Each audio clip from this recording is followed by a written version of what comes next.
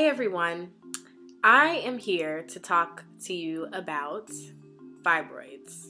So hopefully if you're watching this video, it's because you definitely want to know something about fibroids for yourself or maybe for someone else. I had surgery for these fibroids, so I'm going to talk to you all about my experience.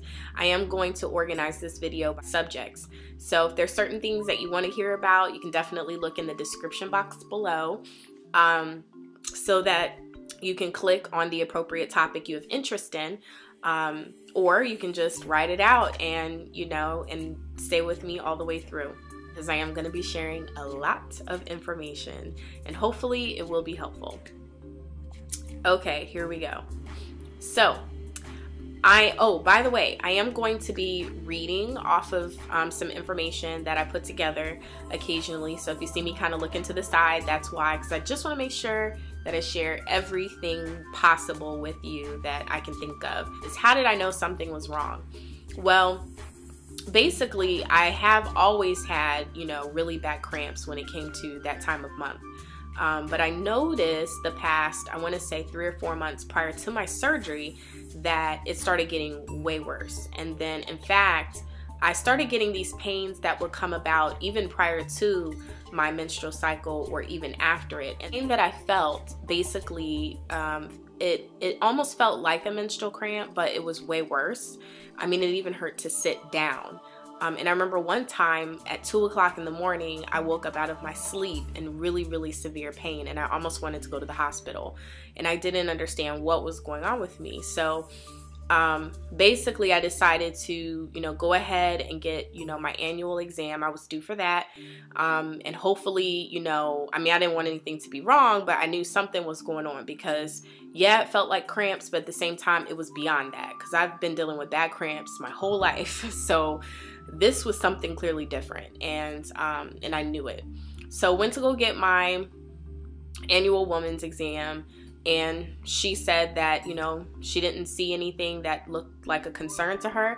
I even went to a specialist, and she basically blew me off and said, oh, it's just menstrual cramps, like it's no big deal, I'm sure you're fine, and we'll see what happens, what comes back when you get your results. I did get my results, and the results were negative. So she basically just kind of said, yep, it's probably just menstrual cramps. So she really wasn't paying me any mind, and I was telling her, look, I'm trying to tell you this is different, like this pain feels like something else. At the same time, okay, just keep in mind, I also was dealing with anemia. All of a sudden, I've been very anemic the past few years, and I've been getting sick a lot. So I really didn't know what was going on with my body, but I felt like I didn't want to let this thing go. So anyway, I decided to go see my primary care physician and just try to, maybe get a physical, ask her what I should do because I feel like something's off. Fast forward the situation, basically she said, you know what, let's send you for a transvaginal ultrasound so that we can see what's going on down there. So that was the first step. So she did listen to me, and I made sure she listened to me, and I'm glad that I did. So for all of you who, have ever been in a situation like that and you're being blown off, never let it go, because I did not let it go. I knew something was wrong, and I pursued it. So anyway, I went for the transvaginal ultrasound, and that's where they did find that I had fibroids. So they basically came back and said that I had 5. I think they ranged from like 1, I want to say centimeter to 3 centimeters, and they were scattered around my uterus. So I basically was directed by my primary care physician. I'm just going to say PCP because that's quicker. I was directed by my PCP to go ahead and see a specialist, a different one at a different facility, who dealt with how to handle dealing with fibroids, basically. So a surgeon. So I did schedule an appointment with someone. And by the way, I suggest that when you do look for a doctor to go to, when you're trying to decide what procedure to go, to undergo for fibroids, make sure you look for somebody that is experienced and they know what they're doing. Because, people I knew were saying, oh, go to this doctor, go to that doctor. Well, their doctor was practicing less than 10 years. For me, I want you to have been doing this for a while. I want you to have been doing these procedures for a long time. This is my body we're talking about. So I don't want someone that's been only practicing for 5 years. So I made sure to look for a surgeon, and I happen to already know this guy for something else that I had going on in the past. So thankfully, he actually had 25 years of experience with this, and he did surgeries for this all the time. So that was very, very important to me in the process of selecting a surgeon for this. So anyway, met with him. He basically sat down and laid out my options. He talked about myomectomies. He talked about the Da Vinci laparoscopic procedure that you could get done, and he talked about getting a hysterectomy. So I'm not going to go into all the details about, or maybe I will. Okay. Well, he basically told me the Da Vinci laparoscopic machine that they can use. He told me, why some people opt to go that route. Well, the healing time on that is way better.